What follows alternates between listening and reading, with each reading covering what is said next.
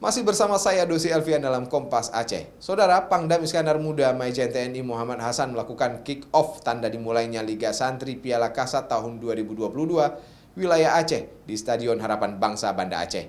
Liga Santri ini serentak digelar di seluruh Indonesia dan puncaknya pada gelaran final di Hari Santri Nasional di Jakarta. Sebanyak 54 tim dari kalangan santri di Aceh akan mengikuti turnamen Liga Santri Piala Kasat tahun 2022. Pada kick-off dimulainya Piala Kasat untuk wilayah Aceh, pertandingan perdana dipertemukan tim dari Dayah Insafuddin FC dan Persal FC, dan kemudian berlanjut dengan sejumlah pertandingan lainnya di seluruh wilayah Aceh. Turnamen yang akan memperebutkan Piala Kasat ini akan mencapai puncaknya pada partai final yang akan berlangsung di Gelora Bung Karno, Senayan, Jakarta pada tanggal 22 Oktober 2022 bersamaan dengan Hari Santri Nasional.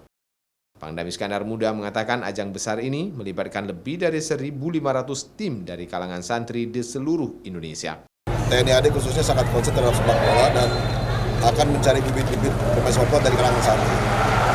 Yang akan dibawa sampai ke tingkatan yang lebih tinggi dari mulai kabupaten, provinsi sampai dengan nasional. Di 54 totalnya. Itu akan dibagi dalam 3 tahap, pertandingan tingkat kabupaten kota, kemudian provinsi dan nasional. Sementara itu, event skala nasional ini menurut Pangdam Iskandar Muda menjadi ajang untuk mencari bibit muda dari kalangan pesantren yang akan menjadi atlet di masa depan. Mustajab, Kompas TV, Aceh Besar.